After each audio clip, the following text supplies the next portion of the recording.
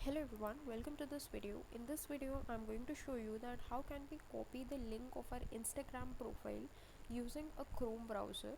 This Chrome browser you can use in your mobile phone or in your PC as well. So I'm just going to show you the demo for the PC, but the steps for the mobile also are going to be same. So what you need to do first of all is in the address bar of your Chrome browser, just type in instagram.com. This will open up Instagram and your profile if you're signed in. If you're not signed in, then what you need to do is just type in instagram.com, put a slash, and then type in your profile name or the username of the person whose profile you want to share or whose link you want to copy.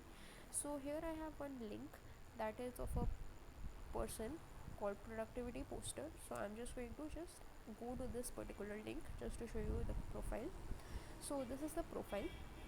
I'm just going to go on the address bar and click on copy, so I can copy this link. Now if I just go to the address bar, I can just paste this link anywhere I want. Similarly, I can just also copy the link in the mobile browser and I can paste it or share it with anyone over across all the social media platforms. So that's it for this video. Thanks for watching.